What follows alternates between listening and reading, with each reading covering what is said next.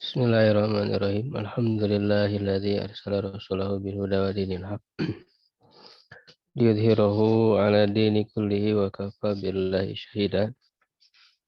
Asyhadu an la ilaha illallah wahdahu la syarikalah wa asyhadu anna Muhammadan abduhu wa rasuluhu alladzi la nabiyya ba'da. Wassalatu wassalamu ala asyrafil anbiya'i wal mursalin nabiyina Muhammadin wa ala alihi wa sahbihi wa man ihtada bihadihi wa sanna bi sunnatihi ila yaumil. Alhamdulillah wa sekalian, di subuh hari ini kita kembali bertemukan oleh Allah Subhanahu wa taala untuk melanjutkan kajian ilmu syar'i dari kitab-kitab para ulama di tingkat atau level dasar. Insyaallah di kesempatan kali ini melanjutkan kajian ilmu ushul tafsir dari Muqaddimah Tafsir Ibnu Juzai, atau nama kitabnya At-Tashil li Ulumi Tanzil. Melanjutkan pembahasan sebelumnya masih terkait 12 ilmu yang terkait dengan tafsir. Sekarang masuk di ilmu yang berikutnya yaitu ilmu usuluddin.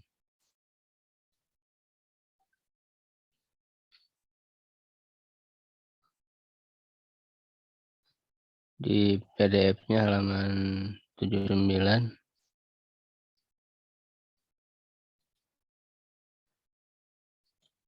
Di jilid 1 ya. Wa amma usuluddin dan adapun usuluddin. Ya, usuluddin itu maksudnya adalah ilmu akidah, karena nama dari ilmu akidah itu bisa disebut usuluddin, bisa disebut ilmu kalam bisa disebut ilmu tauhid. Banyak namanya ilmu akidah itu. Nah, karena ilmu akidah ini penting untuk memahami tafsir karena sebagaimana yang sudah kita bahas sebelumnya tema utama yang dibahas di dalam Al-Quran itu paling tidak kan berisi 3 itu yang pertama adalah akidah. Jadi tema yang paling besar yang dibahas di dalam Al-Quran tentu adalah akidah. Bahkan dalam periode Mekah Makkiyah itu kan ayat-ayatnya berkaitan dengan akidah. Bahkan dalam periode Madinah pun yang turun berkaitan dengan hukum syariat-syariat, hukum-hukum syariat cuman dalam pembahasannya tetap diikat dengan akidah juga tidak lepas dari akidah. Sehingga mengetahui ilmu akidah ini sangat penting untuk memahami ayat-ayat Al-Quran. Karena pada intinya ilmu akidah juga dihasilkan dari pemahaman yang menyeluruh terhadap ayat Quran, terhadap hadis-hadis, sehingga disimpulkan di dalam ilmu akidah.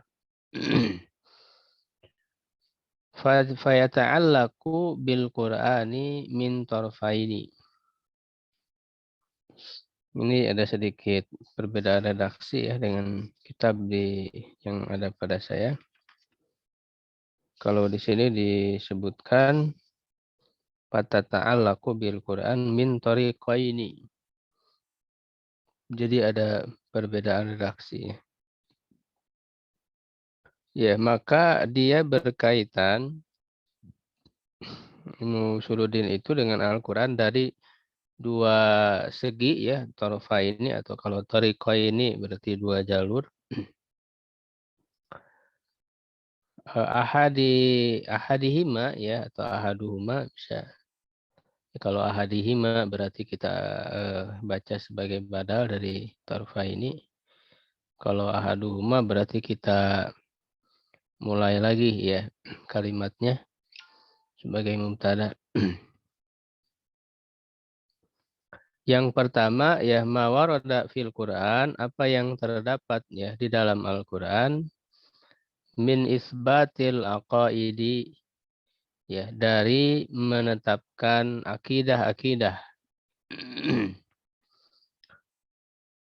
ya wa iqamatil barahini 'alaiha ya dan menegakkan burhan ya atau hujah ya argumentasi yang kuat hujah-hujah 'alaiha atasnya. Waraddu atau waraddi ya ini atopnya ke isbati jadi dibaca waraddi waraddi ala asnafil kufari dan membantah terhadap kelompok-kelompok orang kafir ya.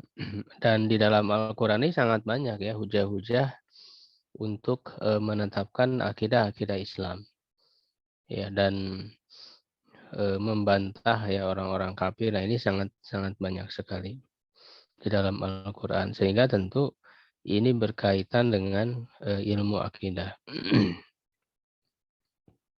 Itu yang pertama ya. Jadi alasan ya kenapa ilmu usuluddin atau ilmu akidah ini penting untuk memahami tafsir karena satu dalam Al-Qur'an sangat banyak ya untuk menetapkan akidah, menegakkan hujah-hujahnya dan menyanggah orang-orang kafir. Wal akharu dan yang kedua, anna tawaifal mukhtalifata minal muslimina ta'allaqu bil Qur'ani. Bahwa kelompok-kelompok yang berbeda-beda dari kaum muslimin yaitu bergantung kepada Al-Qur'an. Wa kullu ta'ifatin minhum tahtaju limadhhabiha bil Qur'ani. Dan setiap kelompok dari mereka ya tahtaju ya taju berhujah ya untuk mazhab mereka itu untuk menguatkan mazhab mereka itu ya bil Qur'ani dengan Al-Qur'an. Wa taruddu ya wa taruddu ala man khalafaha ya wa taz'umu annahu khalafal Qur'ana. Dan kelompok itu membantah ya terhadap orang yang menyelisihinya ya dan menganggap bahwa dia ya orang yang menyelisihinya itu khalafal Qur'ana, menyelisihi Al-Qur'an. Gitu ya.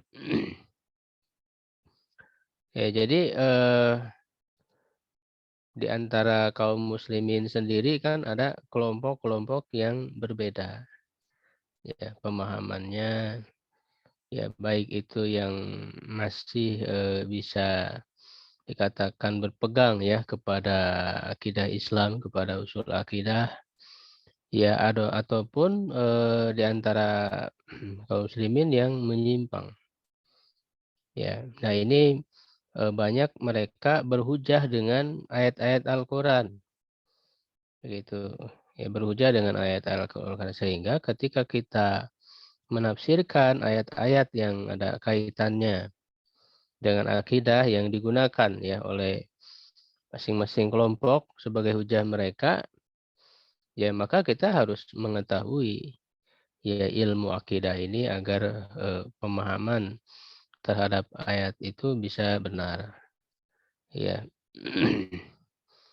Itu kalau yang menyimpang ya sudah jelas-jelas seperti Syiah, seperti Mu'tazilah, begitu ya. Ya mereka juga berdalil dengan Al-Qur'an, dengan apa namanya misalnya Khawarij gitu ya, Murji'ah dan sebagainya. Itu mereka berhujah dengan ayat-ayat Al-Qur'an. Ya, nah begitu juga kelompok Ahlus Sunnah. Ya, Ahlus Sunnah. Nah, cuman di sini eh kita ya apa namanya kalau lebih membuka cakrawala ya ilmu para ulama mengenal ya tentang mazhab Ahlus Sunnah itu ya ternyata secara umum ya Ahlus Sunnah itu kan ada 3 mazhab dalam akidah itu. Ya, yaitu yang pertama Asy'ariyah ya atau sering dinisbatkan kepada Imam Ahmad bin Hanbal ya Hanabilah karena memang Ahmad bin Hanbal sangat berperan ya di dalam menolak akidah ya pemahaman akidah dari Mu'tazilah pada saat itu sampai beliau disiksa dan sebagainya sehingga dinisbatkan kepada beliau walaupun beliau tidak membawa rumusan yang baru ya mengikuti ulama-ulama sebelum beliau ya sehingga dinisbatkan kepada beliau Hanabilah atau Asy'ariyah yang kemudian juga oleh para ulama berikutnya lebih dikuatkan lagi, diteliti lagi, diperdalam lagi ya oleh para ulama di mazhab Hanbali. Ini menjadi satu mazhab tersendiri dalam akidah. Yang kedua Asy'ariyah. Ya, Asy'ariyah juga secara umum, secara usul mereka adalah kelompok Ahlus Sunnah. Ya, dan juga yang ketiga Maturidiyah. Ya, kalau Asy'ariyah imamnya Abul Hasan Al-Asy'ari, kalau Maturidiyah imamnya Abu Mansur Al-Maturidi. Nah, itu oleh banyak sekali para ulama yang telah menggali ya masalah ilmu akidah ini di mazhab ya masing-masing dengan kitab-kitab yang sudah mereka tulis itu bisa kita pelajari agar wawasan kita semakin luas. Ya, karena itu dari 3 mazhab itu ada perbedaan sedikit-sedikit ya. Namanya juga mazhab ya pasti ada saja. Terutama pada nas-nas yang memungkinkan ya bisa ada ijtihad di sana ya. Apalagi tidak bisa dipahami secara qat'i gitu ya. Nah, jadi ini ilmu akidah perlu juga sebagai bekal bagi orang yang menafsirkan Al-Qur'an ya, jadi bagi mufassir untuk memahami ayat-ayat akidah itu. Karena mau tidak mau ketika membahas ayat akidah ya dia harus menerangkan sesuai dengan ilmu akidah. Nah, sementara sekarang itu ya banyak kelompok akidah kaum muslimin yang menurut saya terlalu ekstrim ya, terlalu gulu, yang mudah menyesatkan kelompok mazhab Ahlus Sunnah lain ya yang berbeda. Jadi dianggapnya hanya satu kelompok saja sehingga dalam penafsiran pun ya seringkali ada cenderung ya terlalu menyempitkan gitu ya makna ayat misalnya. Ya, dari kelompok Asy'ariyah ya atau Hanabilah yang kemudian kalau sekarang yang mengerucut gitu ya ke lebih ada ya yang banyak mengikuti kepada ijtihadnya Ibnu Taimiyah ya dan Ibnu Qayyim dalam masalah akidah.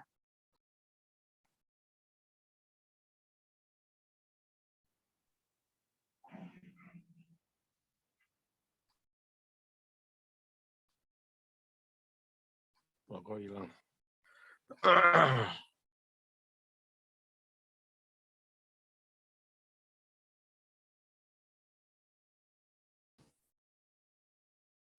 Ya apa nih agak keluar sendiri. Kenapa Ustaz? Keluar ya? Nggak tahu ini ada gangguan mungkin. Yang diganggu Pak Imron. Keluar tak. Ya kita lanjut Mbak ya. Tadi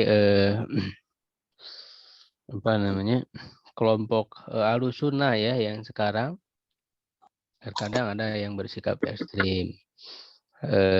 Misalnya sekarang yang dikenal dengan Salafi ya, atau sering disebut Wahabi gitu ya. Sebenarnya mereka kan banyak mengikuti kepada Ibnu Taimiyah ya, kepada ya apa namanya, muridnya Ibnu Qayyim Al-Jauziyah.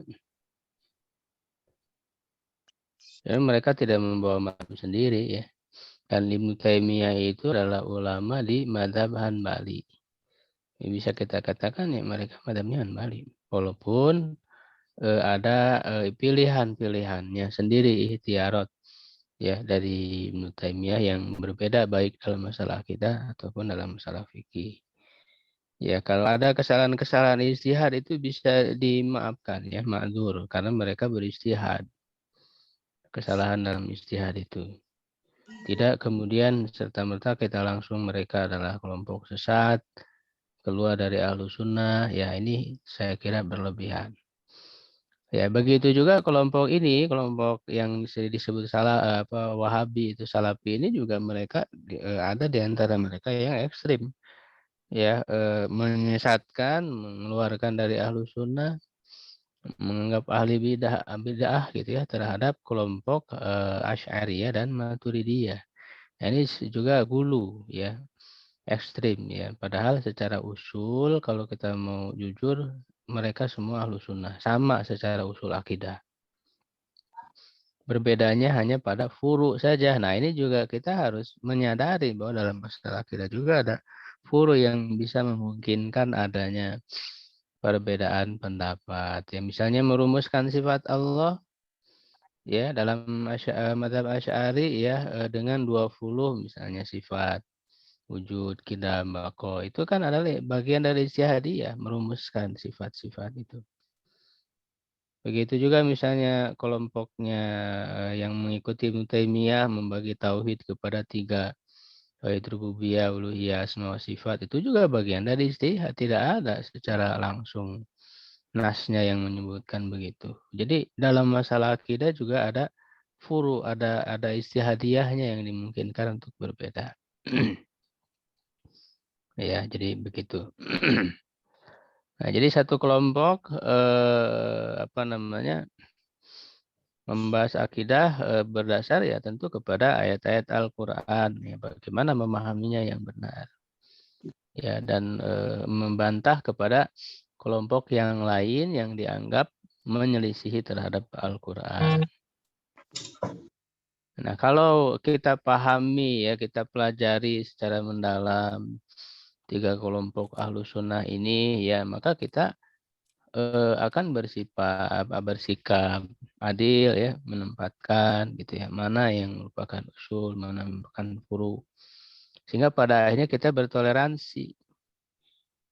Ya, perpecahan umat Islam ya khususnya di Indonesia ini kan sebenarnya masalah ini, masalah perbedaan akidah. Yang harusnya dia itu adalah furu akidah gitu ya, dia anggap sebagai usul, semuanya usul, sehingga merasa alirannya sendiri yang benar. Begitu. Kan semuanya sepakat bahwa dalam masalah sifat Allah misalnya laisa kamitslihi syai'un, tidak ada yang menyerupai Allah Subhanahu wa taala. Allah tidak bisa diserupakan dengan apa. Itu semuanya sepakat. Ya, Ahlussunnah ini, 3 mazhab Ahlussunnah ini. Juga menetapkan setiap apa yang datang dari Al-Qur'an dan Sunnah, ditetapkan semuanya.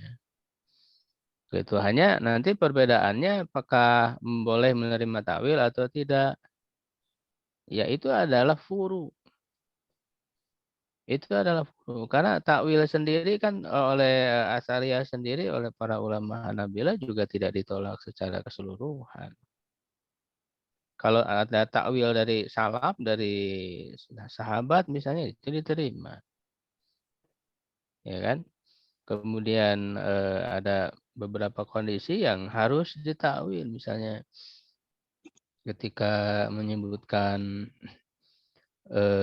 apa, Allahu yastahzi'u bihim misalnya, atau wa makaru wa makarallah, Allah membuat makar. Makar itu kan sifat buruk. rencana jahat tapi dinisbatkan kepada Allah, ya. Nah, itu kan harus ditakwil. Maksudnya adalah musyakalah sebagai balasan gitu ya. Jadi tidak menolak takwil secara sepenuhnya.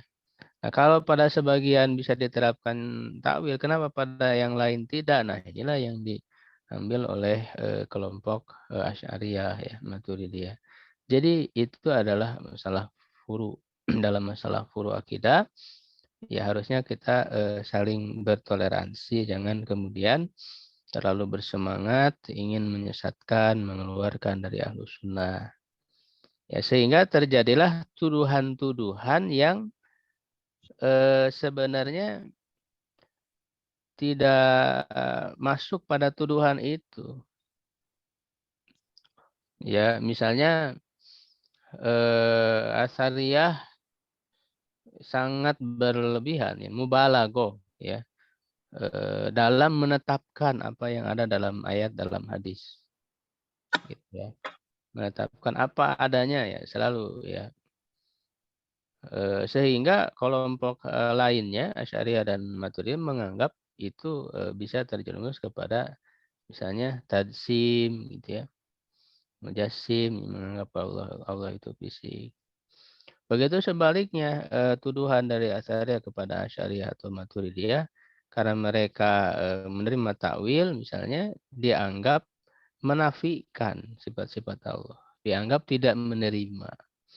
Ya, nah ini kan harus dikonfirmasi sebenarnya dari dua kelompok ini ya sebenarnya mereka tidak tasbih ya tidak menyerupakan Allah dengan makhluk, menetapkan setiap apa yang datang dari Al-Qur'an dan Sunnah itu sepakat dan juga menolak sebetulnya apa menafikan ya kalau sudah ditetapkan dalam ayat dan hadis ya tidak dinafikan, tidak ditaktil. Ya, begitu juga sepakat tidak menyerupakan dengan makhluk ya di antaranya misalnya kekhususan makhluk itu adalah jismun ya, fisik. Itu sebenarnya semuanya sepakat. Cuman karena apa namanya kurang membuka cakrawala, memahami alasan pendapat yang berbeda sehingga akhirnya terjerumus pada tuduhan-tuduhan yang terus-menerus menjadi sebab kekacauan, permusuhan sehingga kita lihat ini sangat miris ya harusnya kan umat Islam itu bersatu ya gitu karena jelas alasan untuk bersatunya jelas apa karena dalam usul akidah semua sebetulnya sama. Kalau usul akidahnya beda ya boleh kita katakan dia keluar dari Islam. Misalnya Syiah ya yang mereka meragukan keaslian Al-Qur'an misalnya sekarang. Quran yang asli itu dibawa oleh imam yang 12 misalnya nanti. Itu kan jelas berbeda secara usul. Ya, Ahmadiyah dan sebagainya. Itu jelas. Tapi kalau secara usul sama, apa alasan kemudian berpecah ya, bermusuhan? Kalau dalam masalah istihadiyah ya harusnya bertoleransi sebagaimana dalam masalah fikih. Ya, ada perbedaan mazhab dan sebagainya. Nah, baik ya, itu tentang ilmu akidah yang diperlukan untuk memahami tafsir. Wala syakka anna minhum al-muhiku wal mubtilu ya dan tidak ragu lagi bahwa di antara mereka ada yang benar dan ada yang melakukan kebatilan, ada yang salah ya. Tentu manusia kan terbatas ya keilmuannya bisa terjerumus kepada kesalahan ya. Kalau kesalahannya yang bersifat ijtihadiyah ya itu tidak serta-merta mengeluarkan dari kebenaran ya. Ya kalau yang apa namanya usul gitu ya itu juga harus dilihat ya apakah memang dia betul-betul berpegang teguh ya kepadanya ataukah tidak atau hanya apa namanya kepleset ya dalam ijtihadnya gitu ya. Itu kadang ada kondisi yang bisa dimaafkan, ma'dzur. Kemudian fama'rifatu tafsiril Qur'ani ya apa tawassala fi dzalika ila tahqiqi atau tawassola ya. Dan maka mengetahui tafsir Al-Quran itu, ya mengetahui tafsir Al-Quran itu sampai kepada hal itu ila tahqiq, ya kepada pentahkikan ma'atasdidi wa ta'idi minallah, ya bersamaan dengan apa namanya pemahaman yang lurus, yang benar, dan disertai dengan pertolongan ya dari Allah dan taufik. Ya, fidzalika maksudnya dalam ilmu akidah tadi itu ya, jadi seorang bisa sampai kepada mengetahui tafsir Al-Quran, memahami tafsir Al-Quran secara tahqiqnya itu. Jadi memilih mana yang pendapat yang benar, yang kuat, tahqiq itu ya, dan bisa sampai kepada pemahaman yang lurus itu dengan ilmu, diantaranya dengan ilmu akidah tadi ya, dan juga disertai tentu dengan pertolongan Allah dan taufik darinya begitu. Ya, lanjut berikutnya ilmu usul fikih. Ya, jadi ilmu yang terkait dengan tafsir juga adalah ilmu usul fikih. Wa amma usulul fikhi fa innaha min adawati tafsiril Qur'ani. Adapun usul fikih sesungguhnya dia adalah termasuk alat, ya, adawat ya, alat tafsir Al-Qur'an, ala anna katsiran minal mufassirin lam yashtaghilu biha. Ya, bahwa kebanyakan para ahli tafsir itu tidak sibuk ya, tidak menyibukkan diri dengannya, dengan ilmu usul tafsir. Dengan ilmu usul fikih itu. Ya. Khususnya untuk memahami apa namanya ayat hukum ya yang lebih dalam lagi. Tapi sebenarnya secara umum juga dibutuhkan dalam setiap memahami ayat usul fikih ini ya. Ya, kata beliau Ibnu Juzai ya, penulis bahwa para ahli tafsir tidak banyak menyibukkan diri dengan ilmu usul fikih ini. Kata beliau wa innaha la ni'mal aunu ala fahmil ma'ani. Sesungguhnya ilmu usul fikih itu adalah sebaik-baik bantuan ya, ni'mal aunu. Ya, sebaik-baik bantuan untuk memahami makna-makna ala fahmil ma'ani wa tarjihil aqwali, dan menguatkan pendapat-pendapat. Ya, jadi dengan dasar ilmu usul fikih ya kan, itu bisa mentarjih, memilih mana pendapat yang lebih kuat sesuai dengan penerapan kaidah ilmu usul fikih itu. Wa ma ahwajal mufassiru wa ma ahwajal mufassiro ya, ini sigat ta'ajub ya. Sigat ta'ajub. Wa ma ahwajal mufassiro ila ma'rifati an-nassi wal-zahiri wal-mujmali wal-mubayyani. Ya, jadi betapa ya, ta'ajub itu betapa butuhnya seorang mufasir itu kepada ya nas. Nah, ini diantara pembahasan ilmu usul fikih. Ada yang disebut dengan nas ya. Zohir ya, ini pembahasan tentang dilalatul lafzi alal makna ya, petunjuk lafaz kepada makna ya. Ada yang bersifat jelas petunjuknya itu wadihud dalalah, ada yang ghairu wadih dilalah, tidak jelas ya, tersembunyi.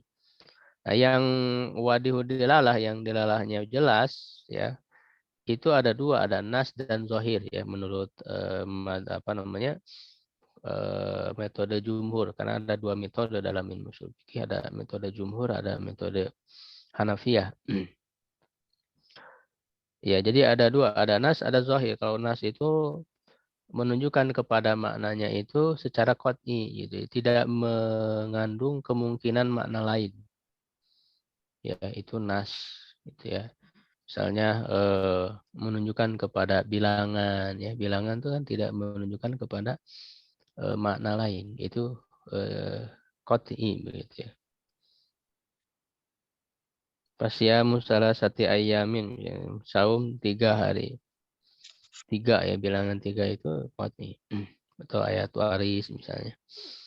Ya, tidak bisa dipahami makna lain. Lidzakari mislu hadzil unsayain, gitu ya. Bagi laki-laki mendapat 2 kali lipat ya dari bagian perempuan. Itu kan qat'i. Tidak bisa ditafsirkan lain, gitu ya. Itu sangat jelas. Itu namanya nas.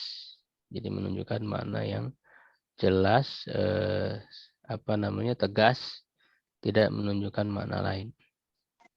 Zohir, nah zohir juga jelas, cuman dia ada kemungkinan makna lain. Ya, tetapi kemungkinan makna lainnya lemah. Ya, kemungkinan makna lainnya lebih lemah gitu ya. Sedangkan kepada makna yang satunya itu kuat. Itu zohir ya. Seperti misalnya kata asadun. Asadun itu kan secara zohir maknanya ya singa.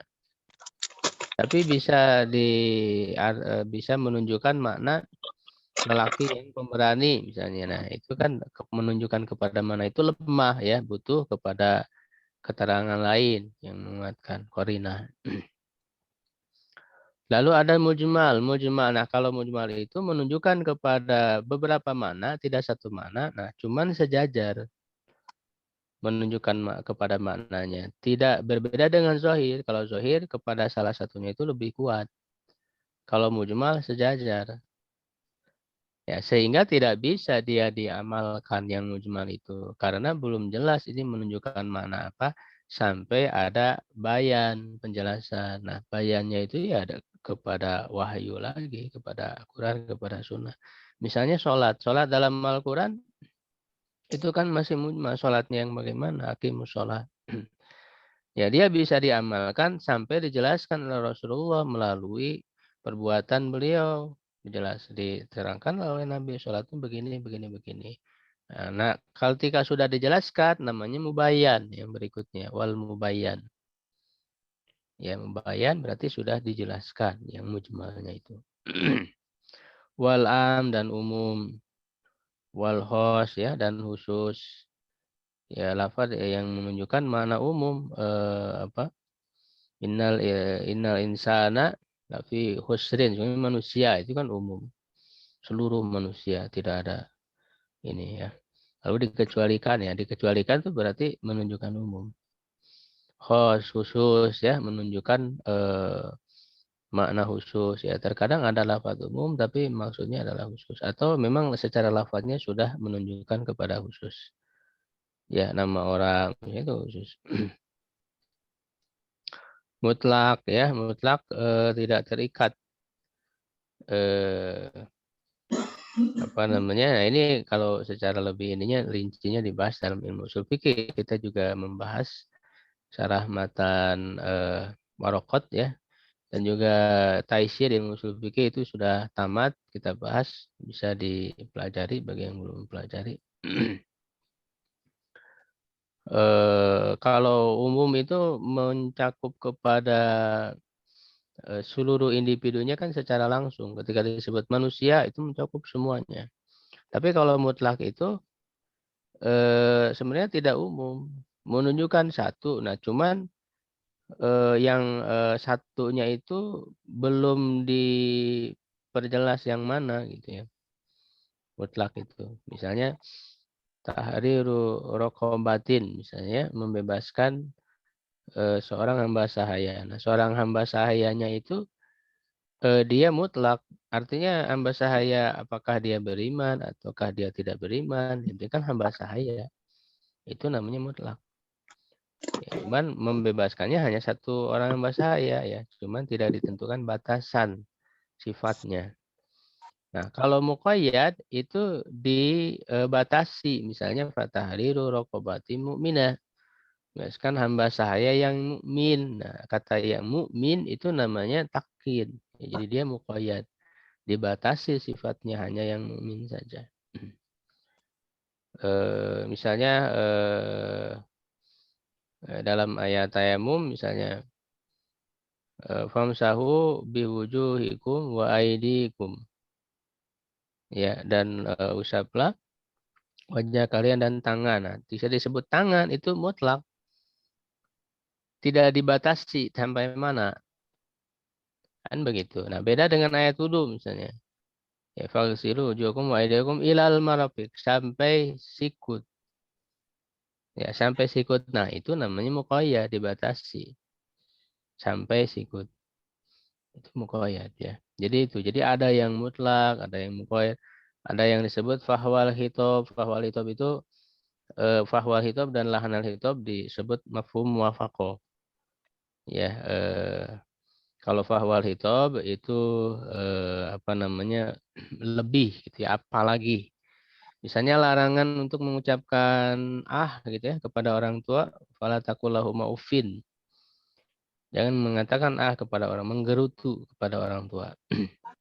Nah, maka kalau menggerutu saja dilarang, apalagi memukulnya. Apalagi berkata kasar gitu ya, menghinanya misalnya. Nah, itu namanya fahwal hitob. Ya, apalagi begitu. Nah, kalau lahnal hitob itu sejajar. Ya, sama ya dengan yang disebutkan, cuman dia sejajar. Misalnya larangan memakan harta anak yatim.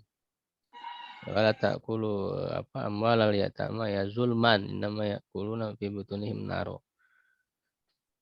Ya alladzina ya'kuluna amwalal yatama zulman, innama ya'kuluna fi butunihim naro. Ya, larangan memakan harta anak yatim. Nah, sama juga dengan menunjukkan melarang misalnya membakarnya. Ya, memakan harta anak yatim dilarang. Nah, kalau membakarnya bagaimana? Sama. Nah, itu sejajar karena sama-sama menghilangkan, melenyapkan harta anak yatim itu. Itu namanya lahnal hitab. Nah, dalilul hitab, kalau dalilul hitab mafhum mukhalafah, kebalikannya. Ya, mafhum mukhalafah kebalikannya ya. Misalnya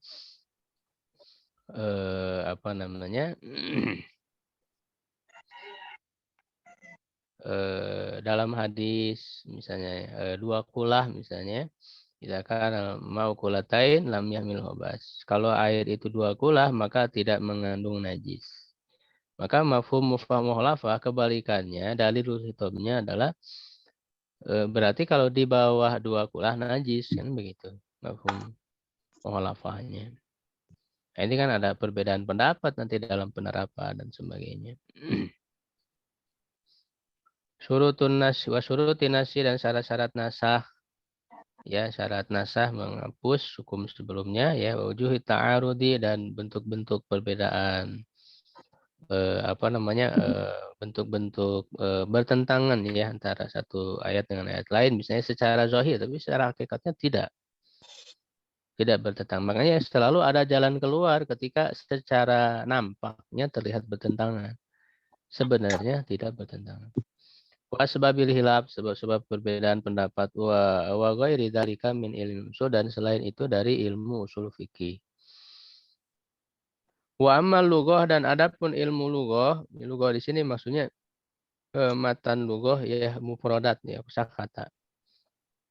Wala budda lil mufassiri min hifdzi ma warada fil Qur'ani minha. Ya, maka harus bagi seorang ahli tafsir menghafal, menjaga apa yang terdapat di dalam Al-Qur'an darinya. Dari lughah itu, dari kosakata. Wa huwa gharibul Qur'an. Gharibul Quran maksudnya adalah kata-kata yang asing dalam Al-Quran.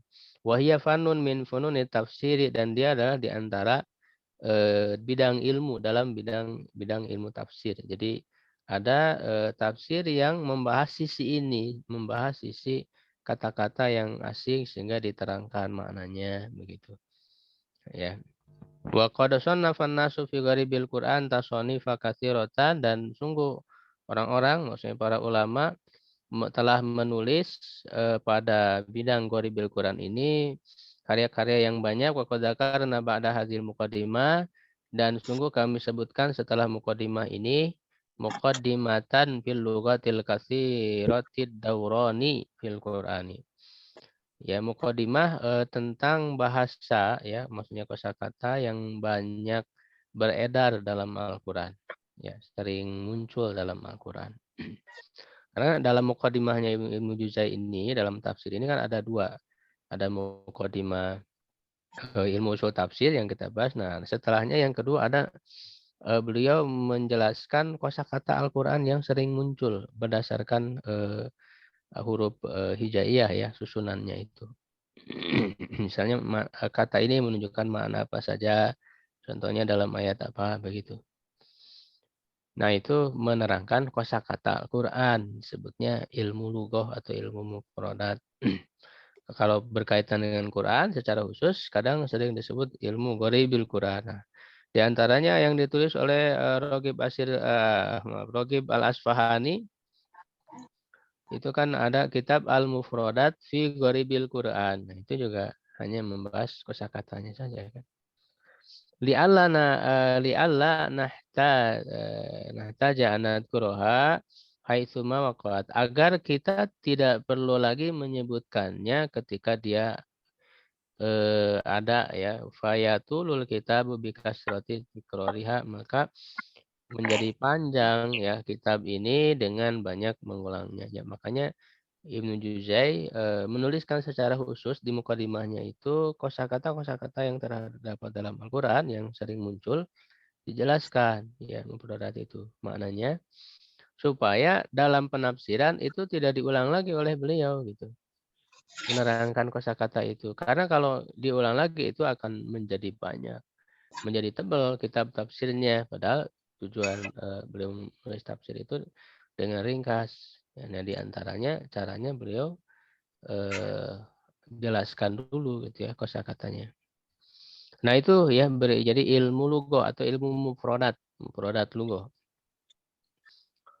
Ya kalau secara umum kan bahasa Arab ya ada kamus-kamus ya yang menjadi rujukan utama ya dalam bahasa Arab. Tapi ya kebanyakan juga mereka diantaranya menyebutkan ayat Quran juga, seperti misalnya Lisanul Arab ya Ibnu Mandur, ya, kamus yang sangat besar itu kan kadang juga mengutip ayat begitu. Karena berkembangnya ilmu bahasa Arab itu kan yaitu apa namanya terpengaruh oleh adanya Al-Quran, turunnya wahyu. Jadi bahasa Arab menjadi lebih berkembang. Wa manahu dan adapun ilmu nahu falabu dalil mufassiri min ma'rifatihi. Hendaklah bagi ahli tafsir mengetahuinya fa innal Qur'ana nazala bilisanil Arabi, karena Al-Qur'an turun dengan bahasa Arab, fa yataju ila ilmi lisan. Maka ia butuh kepada ilmu lisan. Nah, ilmu nahu yang dimaksud penulis ini mencakup i'rab dan tasrif ya. Itu wanahu yanqasimu ila qismain, terbagi kepada dua bagian ya, ahadihima awamilul i'rab. Amil-amil i'rab. Ya, kalau apa namanya? Masa berikutnya ya, ini kan lebih klasik sebetulnya. Masa berikutnya itu awamilul i'rab ini khusus dia pembahasan nahu ya secara khusus. Ya, nahu dan tasrif sehingga dipisahkan. Kalau sebelumnya awal-awal itu masih bercampur gitu ya antara nahu tasrif itu. Bahkan tasrif termasuk nahu. Ya, ulama-ulama klasik. Ya. Wahia akamul kalamil murakkab, hukum-hukum perkataan yang disusun ya, susunan kalimat. Ya, karena membahas kalimat. Wal ahru tasrif bahwa akamul kalimat qabla tarkibiha. Nah, ilmu tasrif itu hukum-hukum kata sebelum disusun menjadi kalimat. Ilmu tasrif. Ya, nah ini kedua ini disebut nahu ya kalau di istilah ulama klasik. Nah, kalau ulama yang berikutnya itu membedakan bahwa yang awamilul i'rab ini disebut nahu. Sedang dan tasrif berbeda dari nahu begitu. Ulama berikutnya. Wa qad dzakarna fi hadzal kitab min i'rabil Qur'ani ma yuhtaju ilai. Dan sungguh kami telah menyebutkan dalam kitab ini dari i'rab Quran yang memang dibutuhkan. Ya, jadi kan kalau tidak semua ayat diirobkan ya, kalau diirobkan semua ya panjang. Kalau yang sudah jelas ya nggak perlu diirobkan. Diirobkan itu kalau memang ada kesulitan gitu, minal muskil gitu, ada apa namanya kesamar-samaran. Ya wal muhtalafihi ada perbedaan dalam pengirobannya, nah baru dijelaskan dalam tafsir. Kalau tafsir menjelaskan i'rab semua ya itu mah bukan kitab tafsir, itu kitab i'rab berarti. Tapi memang ada ya yang khusus menulis i'rabul Quran, semua ayat di'irabkan. Cuman isinya cuman begitu saja, tidak ada penjelasan lain. Ya, kalau dalam kitab tafsir secara umum i'rab itu dibutuhkan ya ketika ada kekurang jelasan misalnya dalam mengirobkannya ini gimana gitu ya. Kalau yang sudah jelas mah ini fa'il, mubtada, maf'ul bih ya nggak usah diirobkan lagi. Dalam tafsir itu nggak perlu. Au ma yufidu pahamal makna atau yang bisa bermanfaat kepada memahami makna.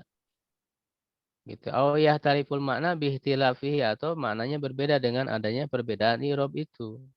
Walam nata'arad lima siwa dzalika minal i'rabi ya as-sahli alladzi la yuhtaju ilaihi illal mubtadi. Dan kami ya tidak menampilkan memunculkan selain itu ya selain tadi yang dibutuhkan untuk pengiroban ya dari irob lima siwa dzalika ya kami tidak menampilkan selain itu yang irob yang mudah yang tidak butuh kecuali bagi pemula. Nah, bagi pemula kan dia harus belajar ya, mana fa'il, mana maf'ul bih, itu pemula. Ya kalau pemula belajarnya di belajar i'rab aja gitu ya secara khusus. Bukan kemudian tafsir malah dipenuhi dengan i'rab semuanya. Fa'ina dzalika tatwil itu ada memperpanjang bighairi kabiri faidatin tanpa ada faidah yang besar gitu ya. Yang terakhir wa amma ilmul bayani dan adapun ilmu bayan. Ilmu bayan ini ilmu yang paling inti dalam ilmu balaghah. Ya. Karena ilmu balaghah itu kan ada 3 ilmu ya, ada ilmu bayan, ilmu badi dan ilmu ma'ani. Ya, atau bisa jadi bayan di sini maksudnya mencakup ma'ani juga ya sepertinya. Karena istilah yang beliau gunakan ini masih agak klasik. Nanti oleh para ulama berikutnya kan lebih diperjelas lagi sistematika ininya, istilah-istilah. Jadi ilmu bayan ini maksudnya ilmu balaghah, tidak hanya bayan gitu ya. Dan mencakup 3 ilmu, ada bayan, ma'ani dan badi. Fahuwa ilmu syarif itu ilmu yang mulia tadharu bihi fasahatul Quran, dengannya menjadi nampak kefasihan Al-Quran. Maka zakarna minhu fi hadzal kitabi fawaida fa'iqatan dan sungguh kami sebutkan dalam kitab ini faidah-faidah yang sangat tinggi, faidah yang tinggi, faidah yang sangat bermanfaat. Wa naktan mustahsanatan ra'iqatan ya dan juga uraian pembahasan yang bagus ya yang menarik ya.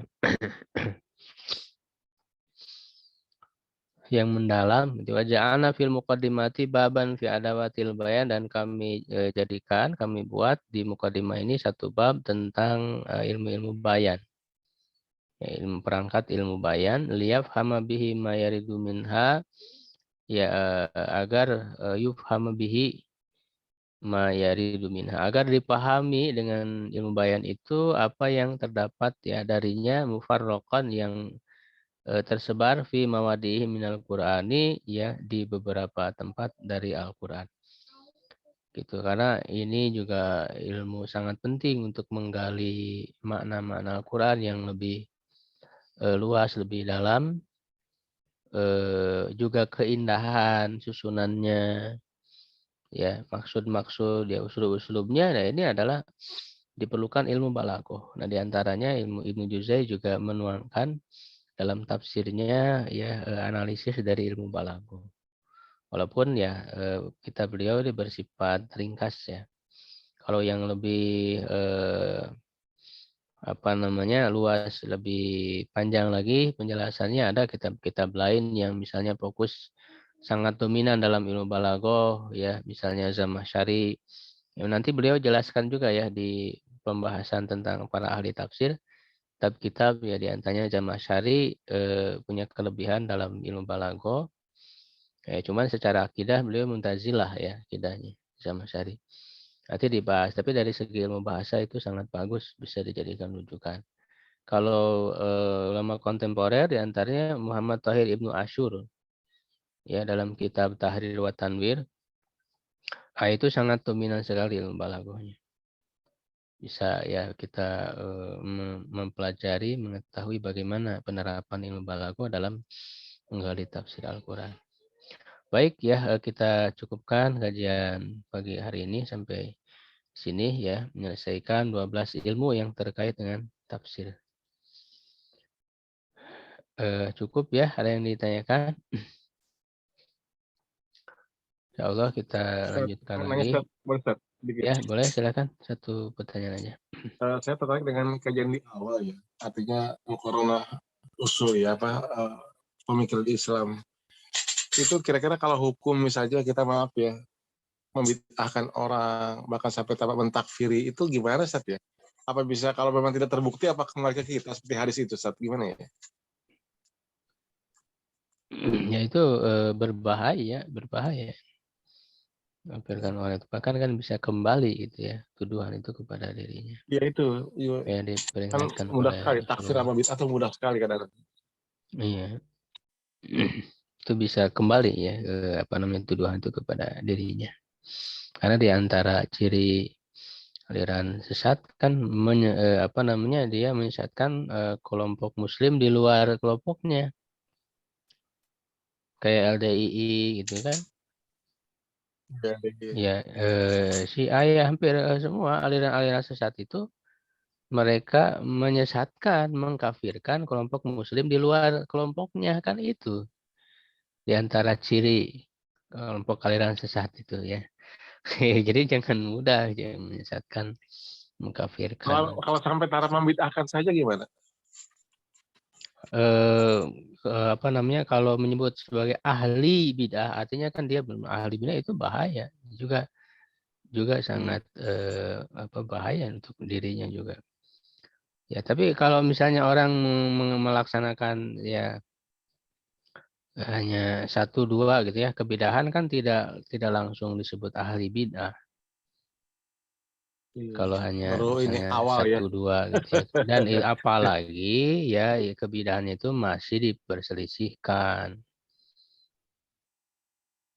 Sebaiknya kalau misalnya menurut kita bid'ah, tapi ini diperselisihkan oleh para ulama, ya juga jangan kemudian kita menyebut lakob-lakob itu. Karena masih diperselisihkan, kecuali kalau memang sudah disepakati kebidahannya. Kan aliran-aliran akidah yang menyimpang juga mereka bid'ah dalam akidah. Mu'tazilah bid'ah dalam akidah. Itu kan disepakati sudah jelas oleh ulama ahlu sunnah. Kalau oleh ulama ahlu sunnah masih diperselisihkan, ya jangan dipakai itu istilah-istilah itu. Kita meyakini itu bid'ah silahkan, tapi kalau diperselisihkan ya jangan kita ucapkan kepada orang lain. Ya, menyebut kepada orang lain ya. Seperti itu ya. Jadi kalau ada yang mau didiskusikan bisa di grup ya di Wallahu a'lam bishawab. Subhanakallahumma wa bihamdika asyhadu an la ilaha illa anta astaghfiruka wa atubu ilaik. Qul qawli hadza wa astaghfirullah li wa lakum. Assalamualaikum warahmatullahi wabarakatuh. Masalah. Syukur.